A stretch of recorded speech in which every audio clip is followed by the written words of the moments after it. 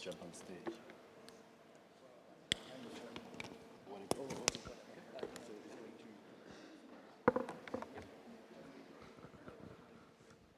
One, two.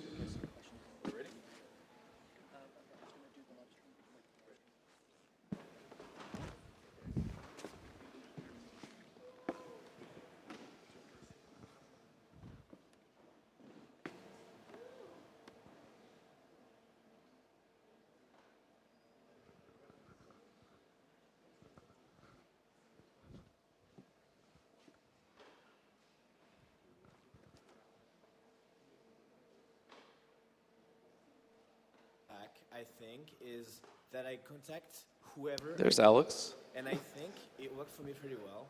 Because if you We're good? Okay. I don't think we have sound, though, if we can check. Basic probability, contact the people that you want to reach. And so that means you can contact the top people in your industry, you can contact the top developers, you can contact the top investors, you can contact anyone. And so teaming up. We all know that one of the biggest problems in life is the obstruction in front of you at the movie theater. All right, so thank you, everyone. First, thank you to ETC and to everyone who braved the coronavirus threat to be here. And thank you to everyone who's tuning into the live stream. Thank you for your interest in designing crypto experiences for humans. And thank you also to the community for your warm embrace of Pepo. It's been humbling for us as we launched Pepo first at DevCon in Osaka last year, just a few months ago, gathered tons of user feedback from the early users, did a relaunch at ETH Denver a couple weeks ago, and it's just been phenomenal to see the warm embrace by the community, and thank you so much for your support and your feedback every step of the way as we try to build a community app for the crypto community. Who are we? So I'm Jason Goldberg. I'm founder and CEO of Pepo by OST.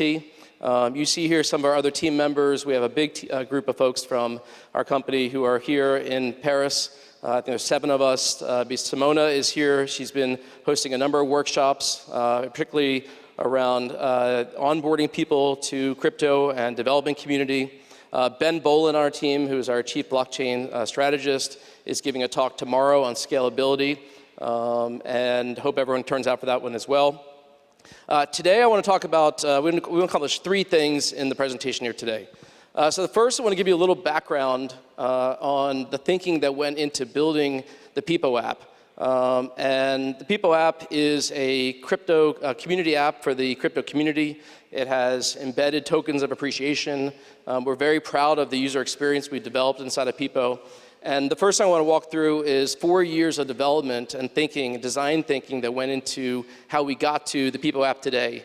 The second is we've been presenting, awarding the UX awards at the hackathons around the world, Ethereum hackathons, starting in Waterloo last year, Denver and London this year. We're going to be doing the whole ETH Global Series this year.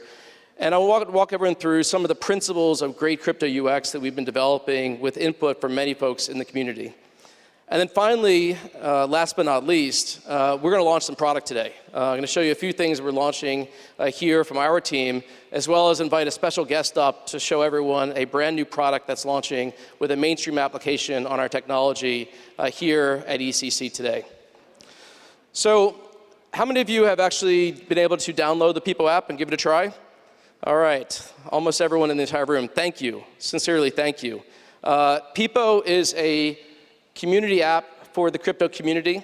You'll see in the Pepo app there are communities that basically have channels within the community where they're able to gain subscribers and have 30-second videos.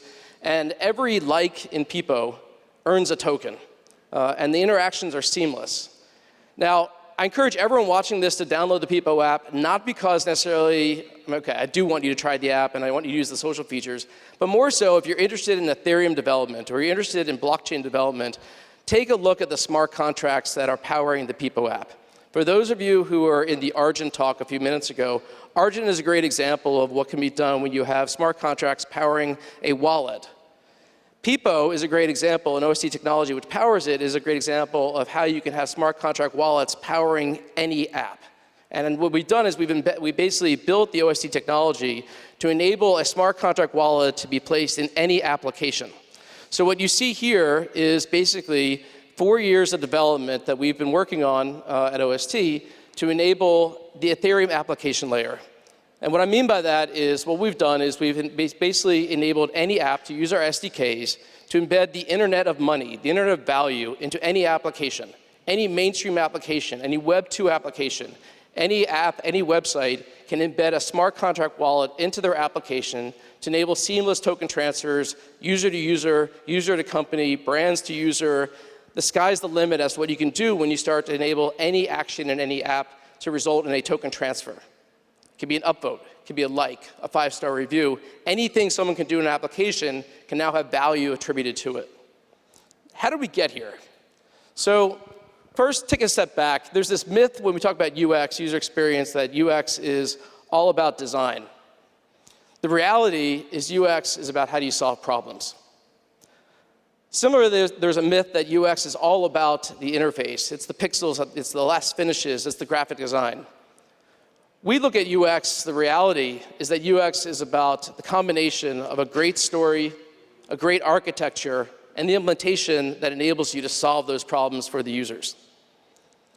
So the key to all of this is starting with the problem, not with the solution. And I think all too often, we look at blockchain and crypto as an elegant solution looking for problems to solve.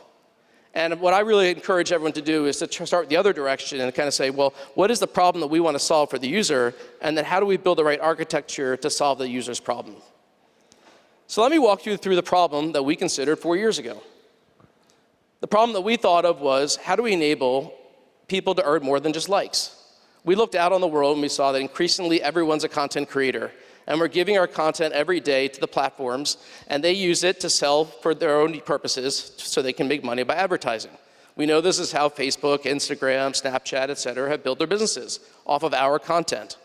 And so we said, well, how do we enable how do you level the playing field, and how do you enable influencers to collect more than just likes, enable people to actually earn real money from contributing their content? The aha we had was, well, what if every like transferred value? And what if that happened on a peer-to-peer basis and didn't go through any platforms in order to make it possible? But you really wouldn't want to have this experience. So imagine the Instagram user that they go to, to open the Instagram app, and the first thing they're greeted with is, please write down these 12 words to secure your wallet. Well, that wouldn't be a great user experience. Or to open up another application in order to have a wallet. That wouldn't be a great experience either. Well, even if the user, let's say, really wanted to participate in this peer-to-peer decentralized economy in the Instagram app, and Instagram wanted to have their users suffer through that experience, even if they made it through that, and they clicked that like button to send let's say, a penny or two to the persons who photo that they liked, well, there's no way Instagram users are going to put up with this, right? So this is basically, please open another app in order to confirm the transaction. Make sure you have some ETH in that wallet in order to do so, to pay for gas. There's no way that they would basically, that Instagram would have its users wait, for block confirmations.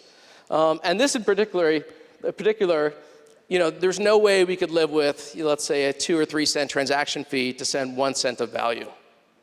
So we went down the rabbit hole. In particular, Ben and I, back in 2016, Ben had been working in Ethereum since early on.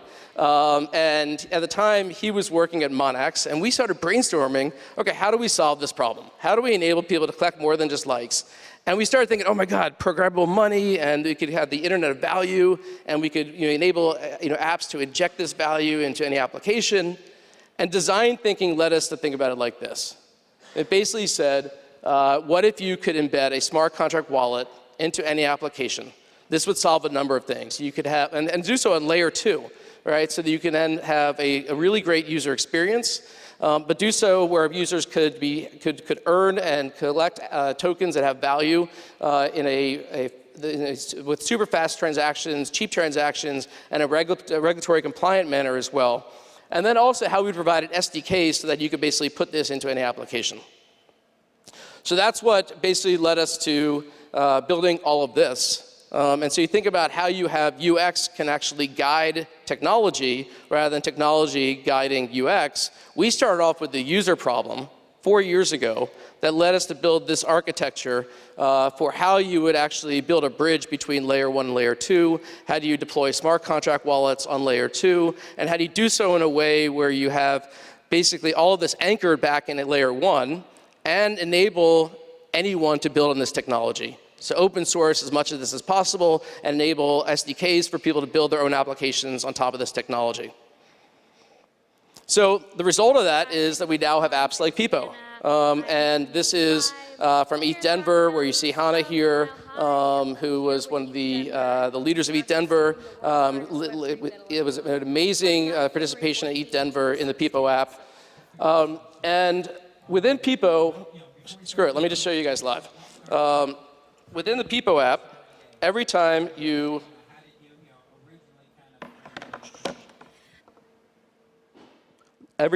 like something in the Pepo app, it transfers value, and that value is on chain. So let's see if we can show that.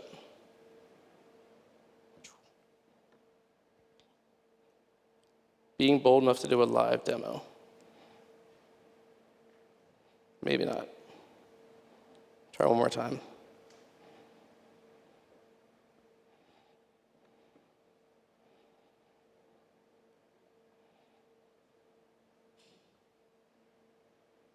Got it. Okay. 1 second, it's going to work. And we need this for the next part also, so there we go. Okay. There we go. So, opening up my phone here, we have lots of icons. I'm going to click on the Pepo app. Here we have videos playing from people here at ETHCC. And every time I tap the like button, the P button here, it's a little bit delayed, it's transferring a token from me to the other person. And so they're earning with every like. I can also go to their profile and just send them some money. So I'm going to send this person $2. And these transactions are now sent. And what's enabling all this is every user in Pepo has a smart contract wallet. This is provided by the SDK that we've developed. And these are the contracts that are running, including a token holder address, so users can access their tokens from multiple devices, as well as a device manager address and a recovery address to be able to recover from smart contract. And what all this enables is also the really smooth user experience you're seeing here, where the user, I can just like someone's content. I don't have to sign the transaction. I don't have to worry about paying for gas. All these transactions are instant. And that is enabled by session keys, which are execution keys that the user's private keys authorizes through multi-sig for these low-value transactions. And if I just really quickly go out here to the Block Explorer, just to show you guys this is all is real. This is basically our version of Etherscan for the layer 2 chains, and here's the transactions that I just did, the 1 Pepo, the 185 Pepo, and the 11 Pepo coins that I sent to this user, and you can see these transfers are super fast on chain.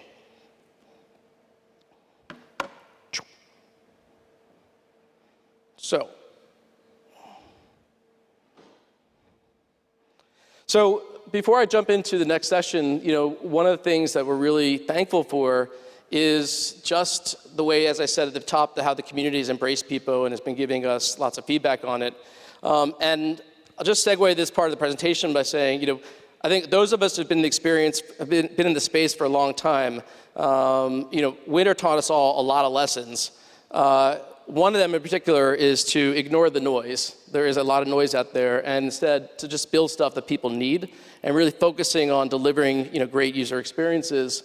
And I think what Pepo is hopefully showing, and we're glad to be a part of it, is that with crypto, and especially with Ethereum, community is our killer app. So we've been super proud and thankful to be hosting the UX Awards at various hackathons around the globe. We'll be doing all the ETH Global Series this year. And it's been also really great for us to be able to see the community really starting to embrace great crypto UX and really see that as this technology matures and as we are able to build better things in hackathons and outside of hackathons, that having great UX is critical to mass adoption. So I want to real quickly roll through 5 principles of great crypto UX, just to show everyone some of what we've been kind of working with, doing workshops on at these hackathons, and then we're going to introduce some new products here today. So the first thing with great UX is there's got to be a use case. What I like to think about, the way to kind of describe this is yes, but so, and here's how. And what I mean by this is that you can, for almost any product you might be developing, you can go through this framework of, yes, there are people who have some problem or something they're trying to get done, but here's something that's stopping them or limiting them from getting it done or making it harder or more cumbersome or things that basically their pain point. So through our insight, we decided to build this, and here's how it works. And so to give an example of this is, for instance, for Pepo, kind of as I said before, is yes, people are creating more content than ever before, and everyone is a creator, but the big platforms are, basically capturing all the value, and it's harder than ever for people to stand out from the signal, from the noise. So we looked out on this market and we said, well, what if we were to create a new type of social community, which is based around real, authentic interactions, and have every token or every like earn value, and therefore Pepo. Now, how do we do this? Is by enabling this, the wallet SDK that I showed you and these token transfers. Now, one thing I just point out is I don't even mention the word blockchain once here, because the user's problem is not blockchain. The user's problem is not Ethereum. The user's problem is how do they earn more than likes. And that's the important thing to understand and differentiate is when you talk about great UX, start off with what is the actual problem you're trying to solve.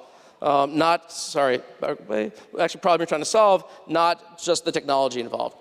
So the second is, in order to do so, you really need to understand user motivations. You really understand, who are these people that we're building for, and what is the most important dimension for them.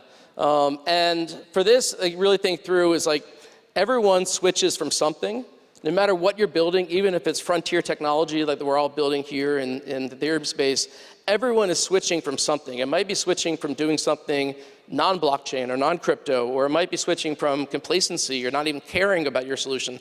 But in order for us to occupy their time, to get a little bit more of their attention, we had to come up with some basic understanding or kind of real keen understanding as to what is the primary dimension that will get them to switch from what they're doing today to something new.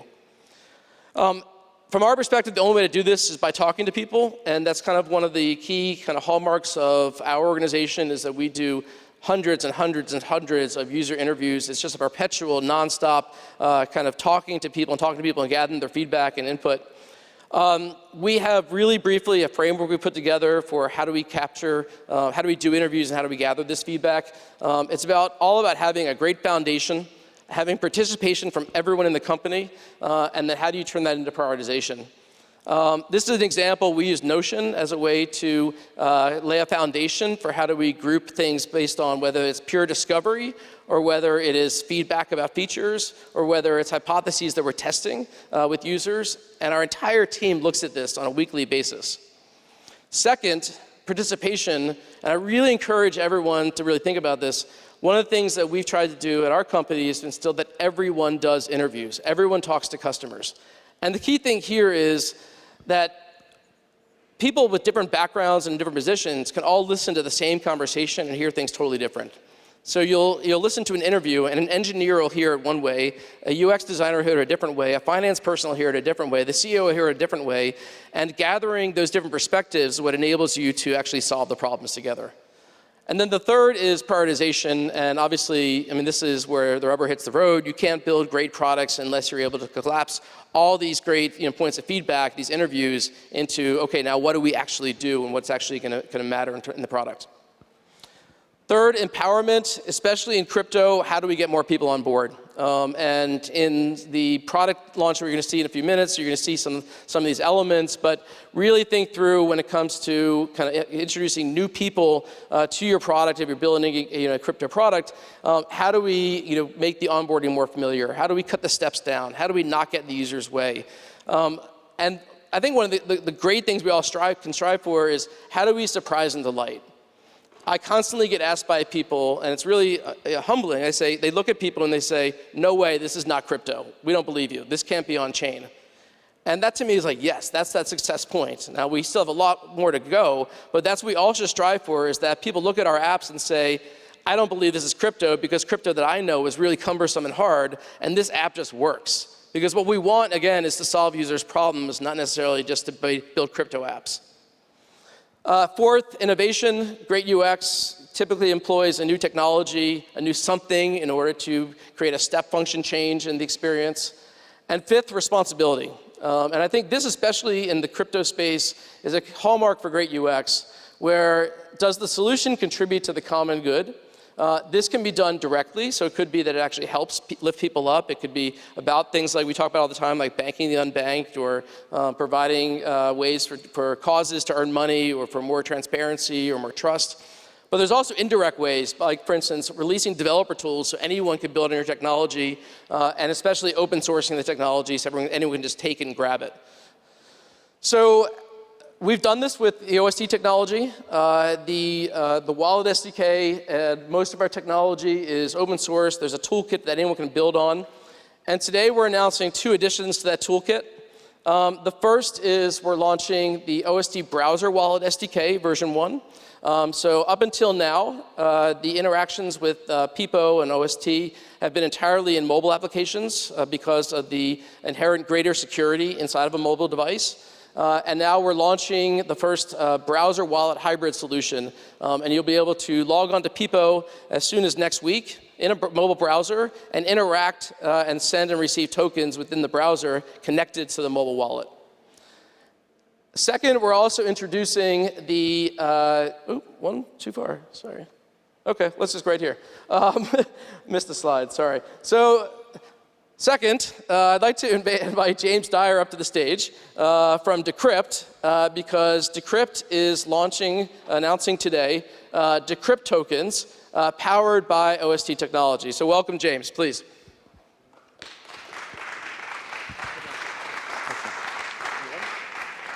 Hello. Oh, let's try not to fall over on the way up. Welcome, James. Thank you very much, Jason. So everyone, James is one of the co-founders of Decrypt and the head of product at Decrypt. Awesome. Can I just grab, you got the clicker, Jason? Yeah. Right there. Okay. Cool. Great to be here. So yeah, as Jason said, my name's James. I run product at Decrypt. Just a little bit of context. Hopefully some of you have heard of us. We're a media publication. And we like to say that we give our readers a front row seat in how decentralized technology is changing the world. So onto our content, we're organized around 4 pillars. That's our daily news cycle. That's the events, the ideas, and the people that matter in the space. We do deep dives in Web3. We've done some 5,000 plus word pieces on the inside story of Binance, looking back at the foundations of Augur and how that got up and running. We do educational content, that's high-touch educational content, breaking down the fundamentals. And then finally, we do our collections, which are packages of content around the big ideas and the conversations that matter. So we're a pretty young company. We've been publishing now for about 18 months or so. From the best of our understanding, we're the fastest growing crypto media site in the space. We've had a pretty explosive year. We've gone over from just over 55,000 to 1.1 million. Along the way, we've tried to build a brand on these 4 key principles. So principle number 1, that's simplify the space, and really a theme that's been key to Jason's presentation. I think it's different for us because we're super in the trenches and immersed, but to an outsider, this space is super complicated. So foremost, let's make this intelligible to all. We think the best way to do that is through telling great stories. So that's stories with a great narrative, stories that entertain, stories that inform. We want to be a bearer of truth. We do that by celebrating the genuine successes that we're having. We've seen many here at ETCC. And, by the same token, that's being skeptical, that's calling out the bad actors, that's calling out the scams that are part and parcel, ultimately, in kind of the rise of this space. And then finally, what I'm excited to talk to you about, and that is using Web3 to cover Web3. So what does that mean? Again, so let's start with the problem. So the problem for us is really, how do we align these 3 core groups, these 3 different parties? This is really the holy trinity for a media company. So that's us as a publisher, that's the readers that are understanding about this space, and then that's the brands that actually want to connect with people who are immersed. So I think Web3 is giving us a new tool set. Jason talked a little bit about this today in terms of how we can design better incentives. So for us, we want to deliver on that fourth principle. That's using Web3 to cover Web3. That's building a community of people understanding and interacting with this technology. For us, we ran some experiments on site. It was clear that there's a real appetite for our readers to actually experiment with this tech. Yeah, and I also think it's really of note that Web3 is definitely making people cognizant, either if they're in the crypto space or outside, that their attention actually has value. It's actually worth something. And then finally, brands. Obviously, there's some great companies here. ECC today. Many of you are going to have the goal of connecting with people who are at the forefront of this technology and who are reading about it. So that's what the problem was. But particularly for these brands, the current methods of achieving this are broken. I think like banner ads can put you at odds with your audience, or maybe more traditional sponsorship models. They're harder to measure. This is what we came up with. So we're excited to announce Decrypt Seasons in partnership with OSD. This is a new tokenized sponsorship model. We really wanted to focus on building a win-win relationship between brands and readers, one which is immersive, that users want to experience, they want to engage with the content, one that's non-intrusive. We understand that this space and people operating in the space are quite sensitive to being marketed to, but overall we wanted something that people generally got excited about. So let's jump into it. So the OST token powers our seasons. This token is designed to power these win-win relationships. How does it work? What does that mean? High level, the token is a way of rewarding our readers as they engage with our content, as they share. Once you've gathered some tokens, you can cash out for rewards. Like many economies, and it's like this in the space that we play in media, our token economy is organized into seasons. So seasons are a limited time period when these co-branded tokens are up for grabs. So we've got an example up here. Behind all this is our base token, and then each season we have a season partner. So examples here, we've got Robinhood as a potential pilot season, 99 Designs as a season 1 partner, and then each of these different seasons we partner with that brand, and then exclusively in the live season, you'll see here with Salesforce, users will earn that specific token for that period of time. So now we're looking at what we're trying to achieve. Let's quickly run into the technical requirements. Users first, we knew that's critical. We need the tool set to be able to build a brilliant user experience. Rightly or wrongly, we're in the era of instant gratification. Users expect things to be fast. They want instant feedback. We needed the infrastructure to support that. Transactions have got to be cheap. We wanted to embed this reward functionality and these microtransactions at as low cost as we could. Security, priority, so having a platform where we've got pre-audited smart contracts, mobile-first security where users control their keys is key. And finally, we're a small team, so we needed the tool set to be able to build and iterate quickly. Cool. So back in 2019, one of our journalists, Tim Copeland, wrote a piece on improving the UX of your crypto startup. We tried to apply some of these lessons, and this is what I wrote independently, but you'll see there's quite a lot of overlap between some of the things that Jason's touched on. So let's kind of rattle through, and then we can jump into a quick demo. So streamline the onboarding experience as much as you possibly can. That's removal friction. That's not having to enter a 12-word seed or using third-party software. We don't believe you should ever make the user wait. That's no lockups when you're synchronizing with a protocol. Number 3, it's really important to show the user visual feedback. We do this in our case with our wallet indicator and our contact messages. We don't believe that you should show anything blockchain related unless A, the user actually believes that's valuable, and B, it's necessary. And then finally, as we've seen, with some of the best-in-class tech products in the Web 2 era, these surprise and delight factors can be really powerful. So we're going to show you what we've been working on. We're going to demonstrate a click-through of 3 flows. These are get signed up. These are I'm going to do some actions to earn some tokens. And then finally, I've got some tokens, fast forward. I want to cash these out and get a reward. Are you spinning me up, Mr. Goldberg? Yeah, let's do it. Can we see it? I can.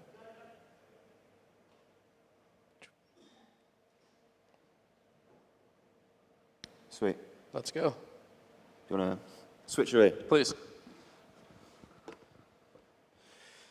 Cool. So this is, just to give it a context, user's going to use the Decrypt app for the first time.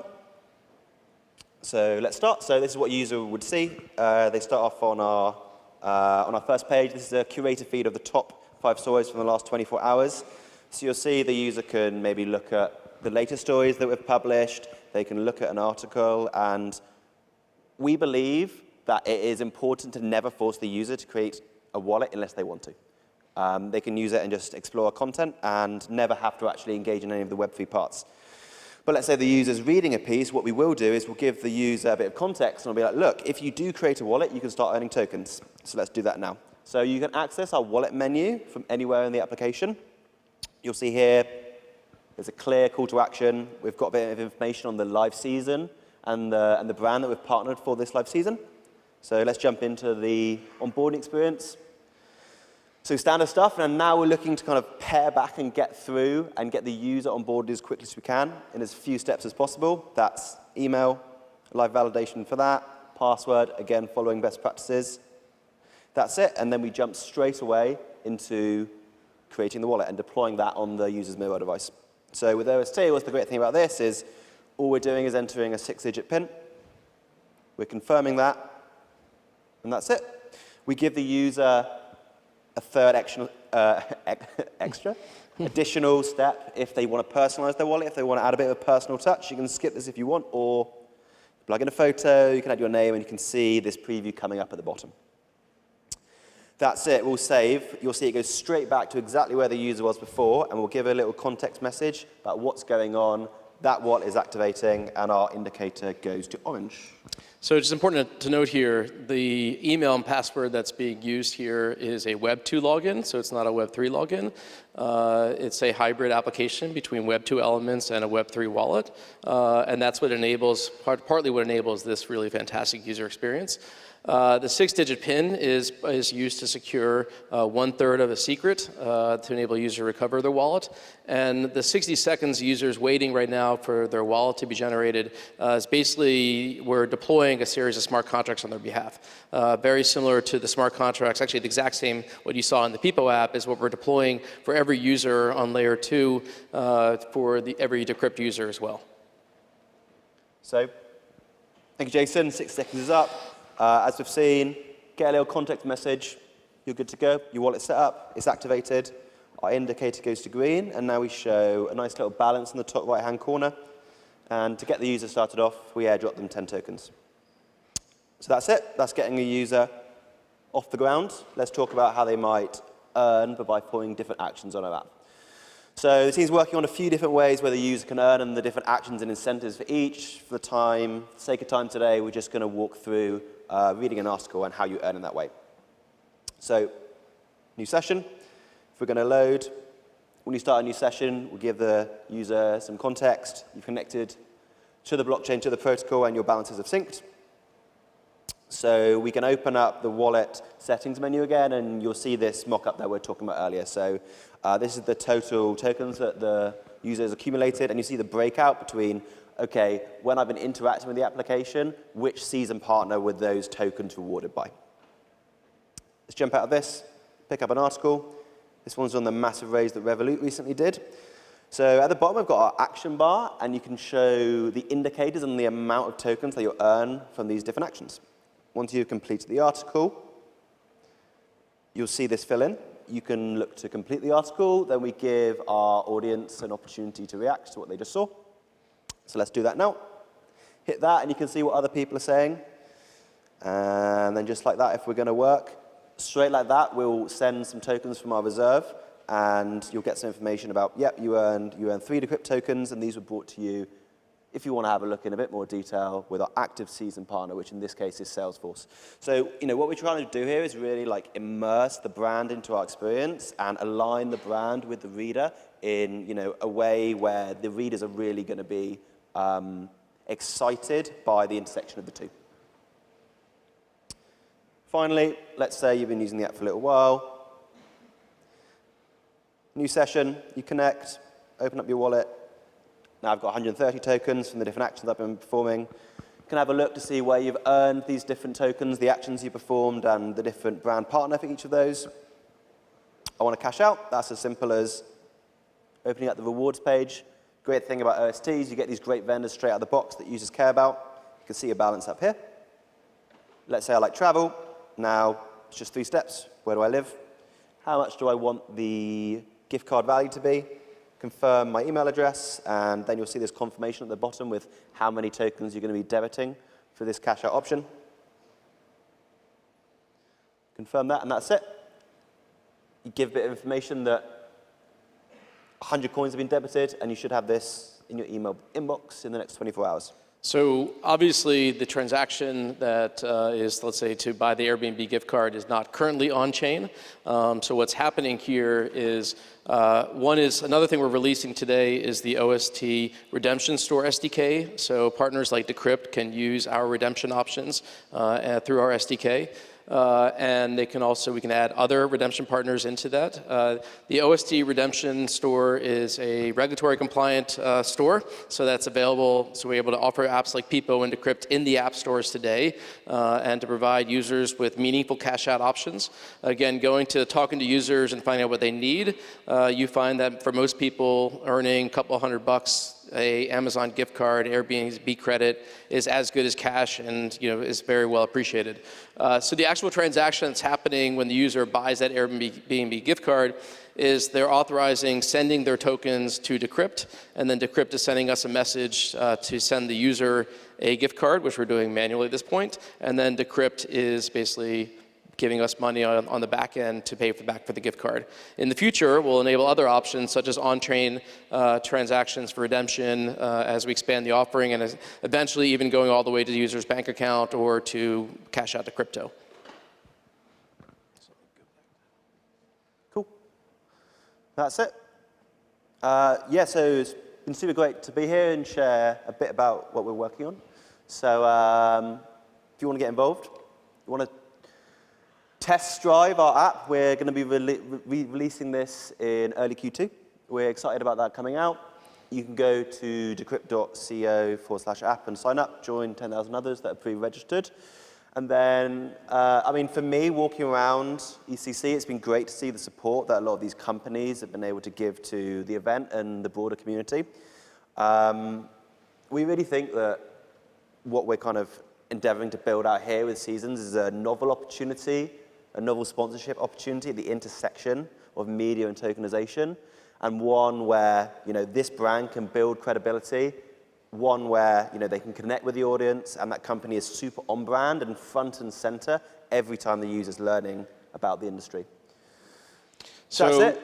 More ways to get involved. You'll notice inside of Pepo that we have communities. They're channels to gain subscribers, to congregate videos around particular topics. There's about 50 communities there today, ranging from crypto topics to development to, as I said, ETH Denver, ETH London, ETHCC. It's been great to see everyone here in Paris using Pepo. If you want to launch your own Pepo community, it's free and rewarding. Contact us. As you saw Decrypt doing, you can launch your own app tokens using our SDK. We invite any application who wants to launch an in-app token using our smart contract wallets to get in touch with us, and we'd be happy to figure out your use case and figure out how to make a great UX for your users. Also create these win-win opportunities with sponsors, advertisers like Decrypt is doing. Third, as I mentioned, we launched today the OST Redemption SDK. And if you want to provide your own products in the redemption store, contact us. We can redeem right now for anything that is a store of value. So whether it's a gift card, a credit, an NFT, contact us. We'd be happy to enable your cash out options. And then fourth, come tomorrow at 2:45 p.m. to Ben Boland's talk on Mosaic, which is a scaling solution, which is basically how do we take all these transactions that are happening on layer 2 and prove them back on layer 1 in a scalable manner. Very exciting topic. I hope everyone enjoys us tomorrow at 2:45. Thank you again to James and Decrypt team for embracing the technology. Thank you to the Ethereum community for embracing Pepo. And I'll just leave you with, we'd love to have you join the community and add your voice and help further Ethereum adoption. And thank you all very much.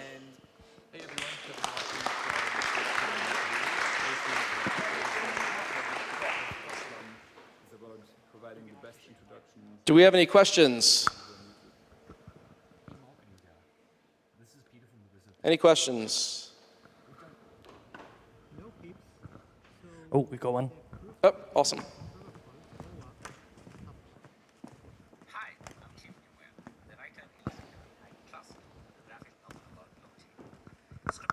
What's up, Marketing DAO? This is Jerome.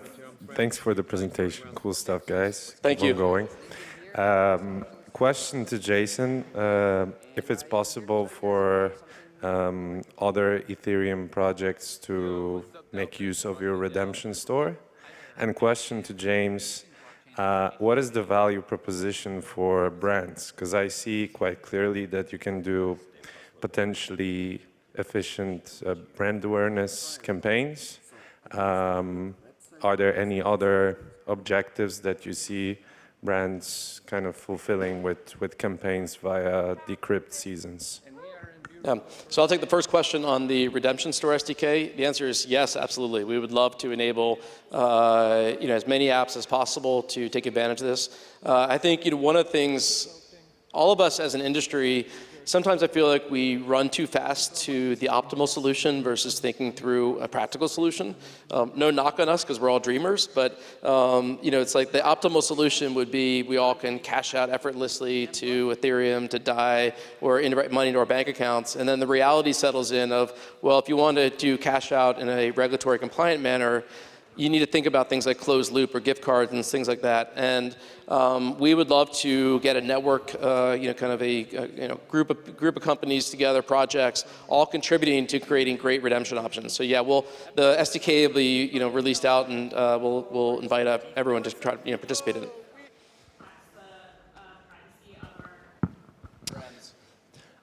So if I understood the question correctly, it was clarification around the value proposition to brands. So I think obviously a common business model in media, let's say it's podcast is, so-and-so podcast is sponsored by X brand. So what we're really trying to do is kind of build on top of that proposition. I think some of the more successful business models in media, we're not very good at business models in media, are this kind of intersection of content and commerce, or being able to seamlessly integrate a brand into a content experience in a way which is additive to what the user's experiencing and doesn't detract from the user experience, like slapping a load of banner ads and interstitials over a website. So the brand's getting really interwoven in that experience, where they are definitely seen as part of that experience, as their brand is rewarding the reader for understanding about the space, for interacting with the content, and they're kind of very much integrated and get exposure to this captive audience. Anyone else?